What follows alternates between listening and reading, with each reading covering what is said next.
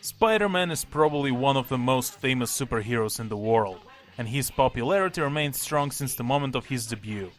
Such popularity, of course, would mean that Spider-Man would eventually venture outside of comic books into other forms of media like movies, cartoons, that weird-ass Japanese TV series, and of course video games, with the latest game for PlayStation 4 being a massive hit. But today I am not going to talk about that. No, I am going to tell you about one of the earlier Spider-Man games, and one of my personal favorites, Spider-Man for PlayStation 1, Dreamcast and PC. So let's return to the times before open-world web-swinging became the norm. This game came out in the year 2000 on PlayStation 1, developed by Neversoft and later ported to Dreamcast and personal computers in 2001 by Treyarch and Grey Matter respectively. I will be mainly looking at the Dreamcast version since the PC version has issues. Dreamcast version also has improved visuals for the most part, instantly evident in character models. When you boot up the game, the first thing that greets you after the logos is this tune.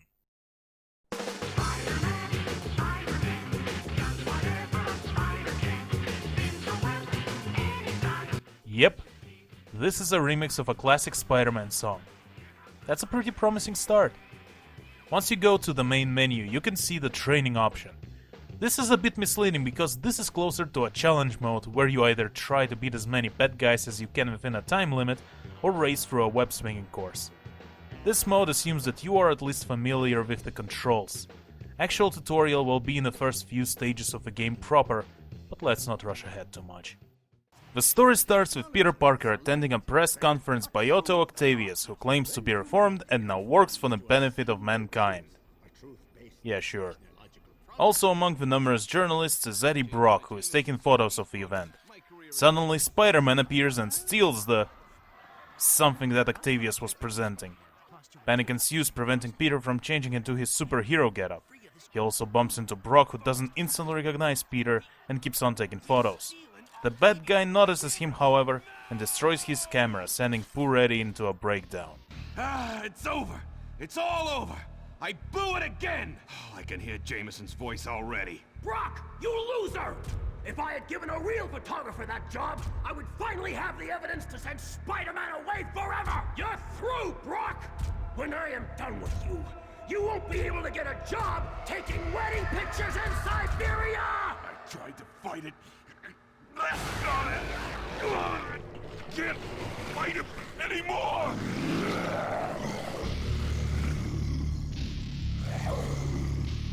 Again, innocence falls prey to the evil of Spider-Man. Rest easy, Brock. Venom is here. And if it's the last thing we ever do, Jameson and the insect are gonna pay. After that, we see these very mysterious villains who release a weird fog into New York so that the game won't have to render the streets.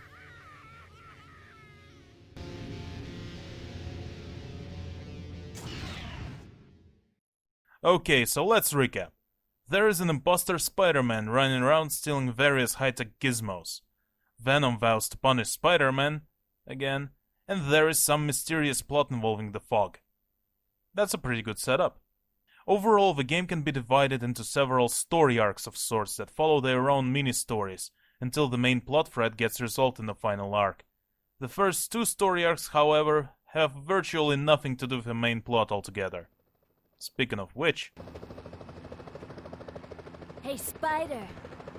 Hey, Black Cat, what's going on? I know there's been some trouble, but the bank's being robbed, and they've got hostages.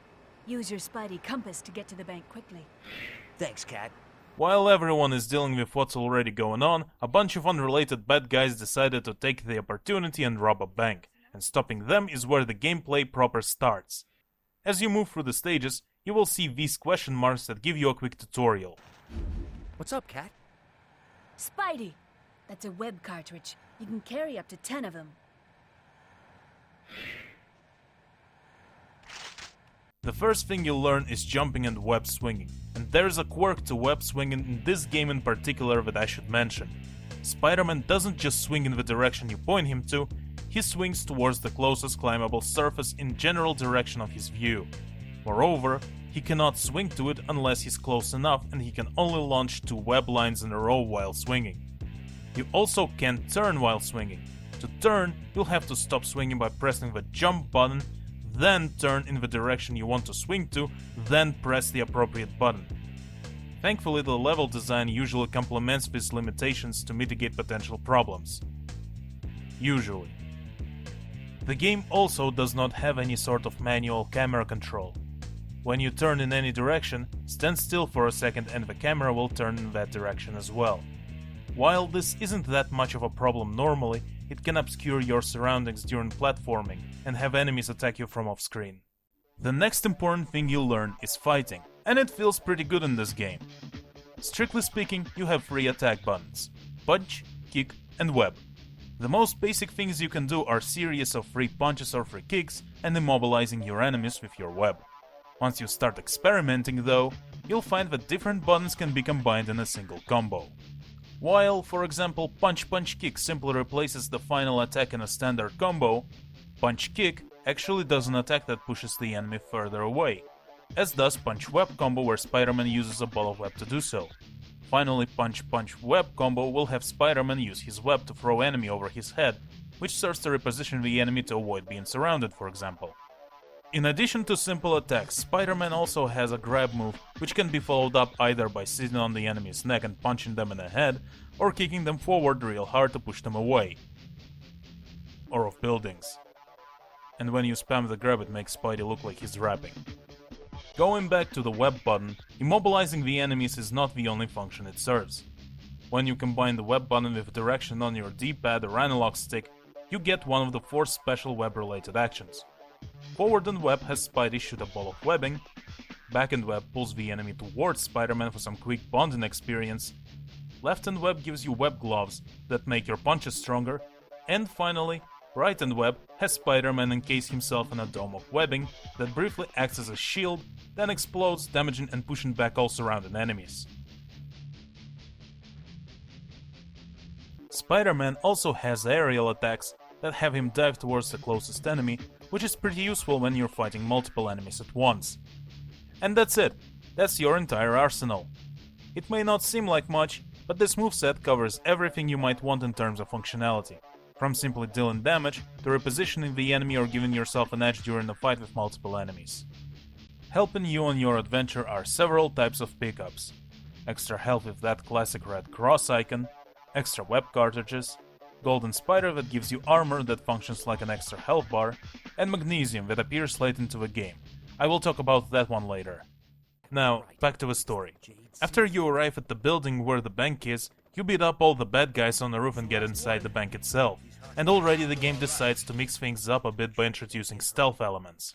The bank robbers, you see, have hostages. And if they see you running to them, they will shoot the hostages in the face, giving you an instant game over. So what do you do to avoid this unfortunate scenario? You use 2 mechanics introduced in this level: zipline and targeting. Zipline allows you to quickly move vertically by web zipping to the surface above or below you. Targeting is pretty self-explanatory. You move targeting reticle and press the web button to shoot your webs in that direction. You can also use it to target specific surfaces to web swing to, which will be useful later in the game. This level also teaches you that you can lift certain objects and throw them at your enemies. The next level also makes you use this mechanic to dispose of a bomb that the robbers decided to use out of desperation. With that, you end the bank robbery arc. Overall, I think this is a very well made tutorial that doesn't feel overbearing. It teaches you all the mechanics you need to know, and in case of web zipping and targeting, does so by introducing situations where they aren't mandatory but are still very useful. And in case of lifting and throwing objects, the bomb subtly shows you that you move slower the heavier the object is. This arc is also indicative of what most of the game will be: platforming, web swinging, and beating up bad guys with an occasional puzzle thrown in. You could argue that this sort of gameplay is really nothing special, as there are many other platforming and beat-em-up games, both 2D and 3D, and you would be right.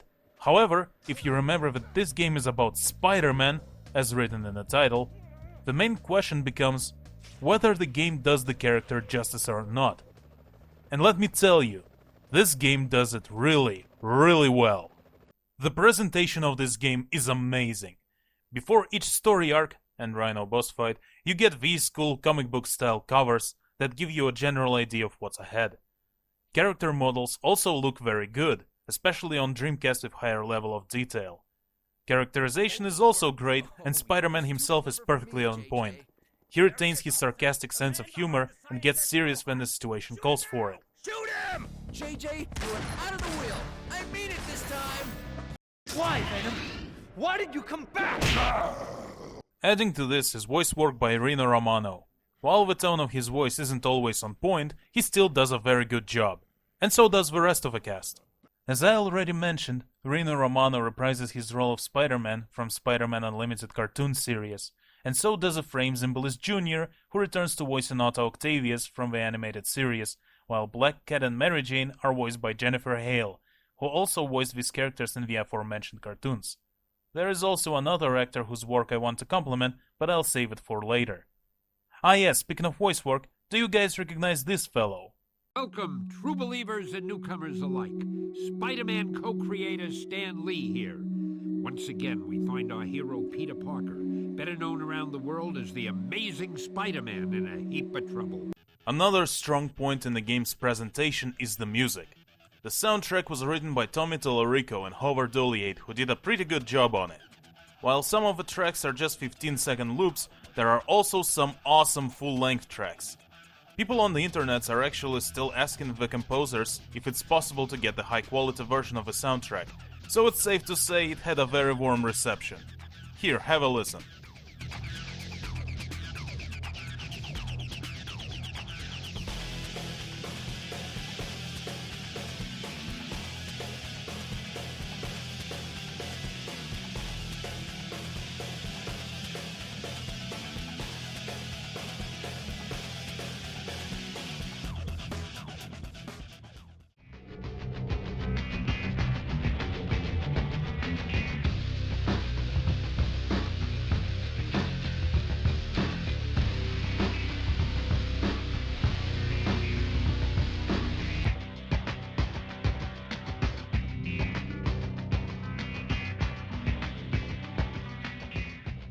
Also helping the game are numerous cameos by other characters from Marvel Universe, either in person like Daredevil and the Punisher, or mentioned like Wolverine, the Fantastic Four and Iron Man. These cameos, however, don't play any major part in the story except one, and just appear and disappear with little real impact on the plot. In fact, the only hero character with any plot relevance is Spider-Man himself, because he's the main character. This especially hits Black Cat real bad, who is at first presented as being Spider-Man's sidekick for the game, but gets knocked out by Rhino and taken by the ambulance, manned by the kind of doctors that would harvest your organs in an alley. She does appear later, organs intact, but only to be rescued by Spider-Man. Knowing your luck, Venom will find you. Have faith, Spidey. Yeah, how about you help me look for him, you prick? You don't look all that busy to me. Moving on to the gameplay. As I mentioned before, the Bank Robbers arc is more or less indicative of what gameplay generally consists of: platforming and beating up bad guys. Functionally, normal enemies are pretty similar. All of them have melee attacks to smack you in the face, and ranged attacks for getting you from a distance where your face isn't smackable. They do, however, have some serious differences. For example, the lizard people often move in groups and try to overwhelm you with numbers, and often use ranged attacks while others are keeping you busy in close quarters. And on the other hand, these adorable murder blobs are usually fought one at a time, but they deal a lot of damage per attack and can liquefy themselves to become invincible and move around quickly. They also sometimes become immune to flinching and retaliate in the middle of your combo, which forces you to cancel your attacks with a jump. This makes rare situations when you are forced to fight multiple of them at the same time potentially difficult to overcome, especially in this level where you don't have much room for dodging. This, however, is where the aforementioned magnesium pickup comes into play. It makes your web flammable, allowing you to quickly deal with these enemies by encasing them in webbing and looking how they agonizingly burn to death.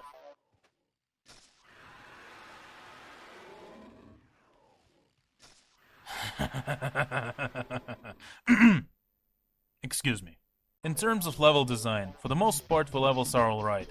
They either present platforming/traversal challenges or give you specific objectives to fulfill.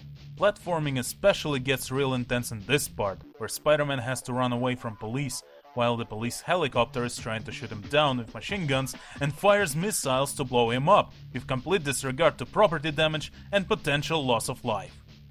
The buildings aren't even abandoned, the lights around there are clearly people living there. Not to mention they could hurt other policemen on the roofs. What the hell is wrong with these people? The chase is overall high-paced and very fun. I would even say adrenaline-inducing, by the standards of this game at least. Once again, the music adds a lot to this mood. On the other hand, the levels in Venom's arc are for the most part uneventful. They involve a combination of fighting the lizard people that Venom somehow took control of and making your way through the tunnels. Oh, and I think there were switches to press. Many switches, yes. The penultimate level of this arc is the worst offender. In it, you are crawling through a maze with nothing going on aside from these presses and an occasional ambush by Venom. You can thankfully find the imprisoned lizard, who will tell you how to get to the exit, but it's still annoying and boring. However, these levels have a very big advantage going for them: Venom himself. I absolutely adore Venom's characterization in this game. He's constantly messing with the distressed Spider-Man and keeps cracking jokes at his expense, and the voice work complements it really well. Venom was voiced by Darren Norris, and he nails the role. Just listen. Where'd Spider-Wuss go?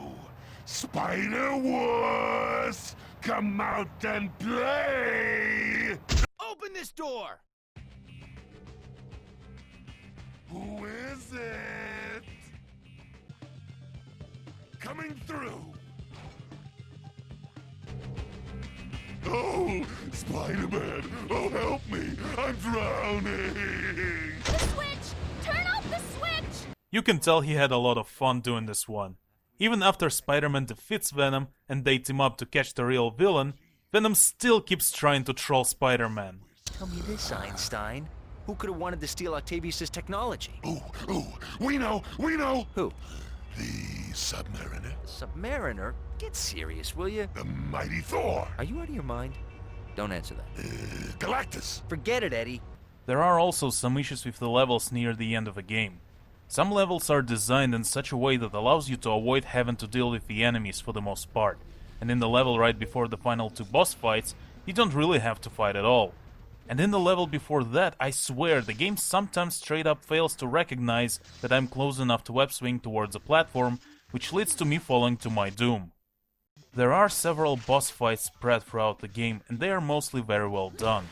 One big thing to note is that no boss fight is really alike. Every one has a gimmick that makes it stand out. For example, during the first boss fight of the game against Scorpion, the villain actually multitasks between trying to kill Jameson and fighting Spider-Man. JJ even has a separate health bar, which means you can lose the fight if you let Scorpion damage him too much. On the other hand, Venom's gimmick is a bit more subtle. When you fight normal enemies, you can see red arrows indicating where the enemies are off screen, so you can be ready for their attacks. Venom can turn invisible, which effectively acts as teleportation. If he appears off screen, there will be no red arrow to show where he is, reflecting Venom's immunity to spider sense. One boss fight where things go south is unfortunately against Mysterio. He looks visually impressive for the time when this game came out, even on PlayStation 1. However, the gameplay part has issues. First of all, the arena is basically a reversed layer cake of sorts. There are 4 layers, with the bottom one being the floor Mysterio stands on.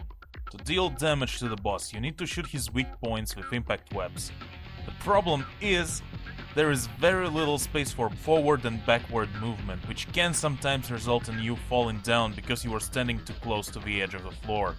You can also occasionally get stuck in the invisible walls that prevent you from moving further away from the edges, which can contribute to some fake difficulty. During the second phase, he starts shooting lasers from the eye-pins on his cape, and you have to destroy them just like you did with the previous power nodes. The problem is, he shoots lasers without any brakes, and can easily just spam you to death. You can try to get between the lasers, but that's not a guaranteed safe spot. You could try jumping down to the lower floor to bait his other attacks. You're In this phase, the floor gets periodically electrified, and you cannot always see if it's safe to jump down or not. This also makes accidentally falling off the edge of the upper layer even more frustrating. Overall, the fight is not very fun because of these problems, and I didn't find any way to cheese the fight if there is any. So you either get lucky to get through the lasers, or you get fried. Thankfully, this is the only part of the game where things get this bad. While we're still on the topic of bad guys, the game does not just feature villains from the comics. It also makes a nice twist on the two main villains at the very end of the game. It's over. Well, just another day in the life. Whoa! What the? Is that Hawk? This thing serves as your final opponent for the game. You don't get to fight him though, as the last level has you escape from the exploding base while running away from Monster Rock through an obstacle course, and if he gets too close to you, you die instantly. I must admit, back when I was playing this game as a kid, I found Monster Rock to be pretty scary, although his mugshot here does look pretty goofy. Notably, Dr. Octopus later fused with Carnage symbiote in the Ultimate Spider-Man cartoon series, so it's nice to know that this kind of idea got used somewhere else. Overall, I find the game to be incredibly fun for its time, and it still holds up well. While the plot is not exactly complex or in line with how certain characters would behave, for example Doc Ock's plan doesn't really make much sense, it's still fun to see the story unfold and characters interact with each other. Although I have no idea why Captain America and Daredevil would invite the Punisher of all people to play cards. The gameplay shows the game's age, but it doesn't really hurt the experience. It doesn't take that much time to beat the game either. On the first run, you can beat it in around 3 hours, so you can easily complete a playthrough on a free evening. But what is this? Spider-Man is wearing a different costume during the credits! Yes, indeed, my friends. This game also has, gasp, replayability. The game has several unlockable costumes. They aren't just cosmetic either, well, some of them are, but most feature some sort of special ability. Symbiote suit, for example, gives you unlimited webbing, just like in the comics. There is also the Spider-Man Unlimited costume that gives you invisibility that allows you to mess with the enemies for fun and makes this level an absolute cakewalk. These costumes have different unlock conditions. For example, Symbiote suit is unlocked after you beat the game for the first time, while this Quick Change costume is unlocked if you score 10,000 points in zipline training. You can also get the Captain Universe costume that basically makes you a god. To unlock this costume, you need to beat the game on hard difficulty. Which brings me to another aspect of replayability: difficulty modes. There are 4 difficulty modes: Kid Mode, Easy, Normal, and Hard. They don't just regulate how much damage enemies deal and take either, there are some differences in overall gameplay. Easy Mode, in addition to enemies being easier to deal with, gives you more web cartridges and makes levels themselves easier in some places, either by having fewer enemies or by modifying the level structure itself, like in this case, where Easy Mode features a walkway that wasn't there in Normal Mode. Kid Mode is the same, but it makes combat even easier and has the game solve some parts for you.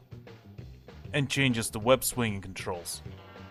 And makes cutscenes unskippable for some reason. I'd say don't bother with Kid Mode.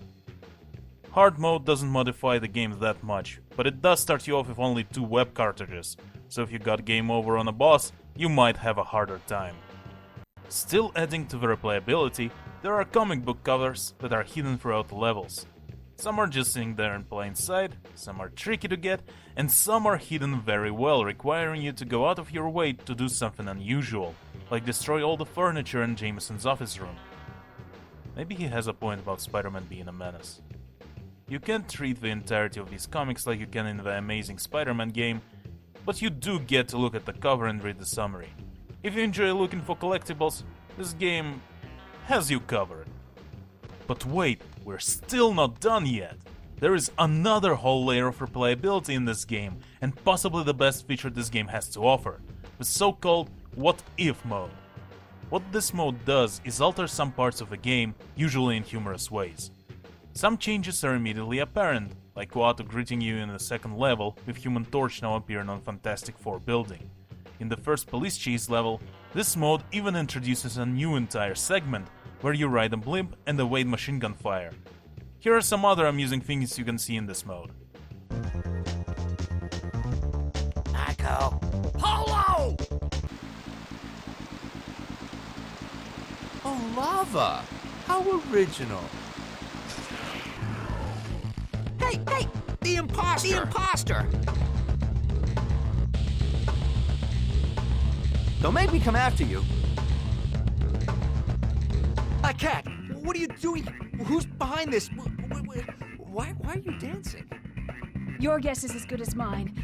The guys in the ambulance must have drugged me because the next thing I knew I woke up here. And I can't stop dancing! You've gotta get me out of here! All these features highly encourage replayability, so the game can last for some time before you squeeze out everything it has. The game also works on a New Game Plus system, meaning that when you pick New Game in the main menu, you will not lose any of the stuff you unlocked as long as you save your data properly.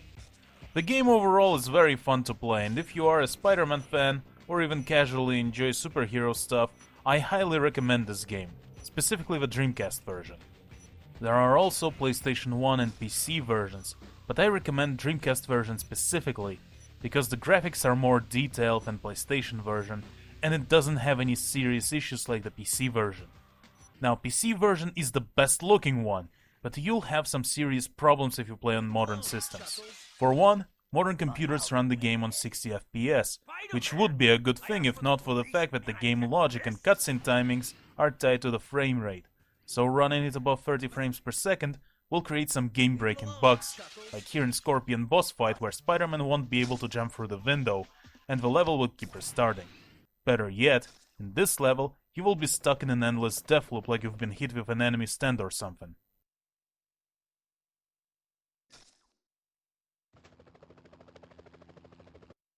These issues can be somewhat fixed by forcefully limiting the frame rate to 30 through external means. I, for example, used Bandicam's built-in function to do so. But even then, there are issues like music not playing properly and noise on some sound effects, like Venom's teleportation.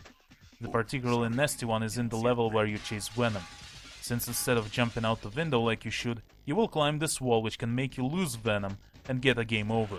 I never figured out if there is any solution to this. PC Gaming Wiki also lists this as an unresolved issue, so take it as you will. PC version is perfectly playable if you don't mind these issues, and even has some nice things like mouse control in the menus. It doesn't support X-input controllers, but direct input works fine. But still, I recommend playing the Dreamcast version for the most comfortable experience. There is also technically a version of this game for Game Boy Color, but I want to leave it for another time.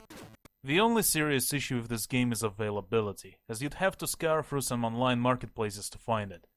But if you don't mind the less impressive graphics and broken vertices, you can always pick up the PlayStation version on the PlayStation Network. Oh wait, that's right, you can't! Because Activision's license to Marvel stuff expired. So yeah, you can't actually get this game without going to the second-hand market. I really want to talk about this issue one day. Hello there, dear viewer, and thank you for watching this video. If you liked what you saw, click the like button and subscribe because more stuff is on the way. Keep on rocking, and I'll see you next time.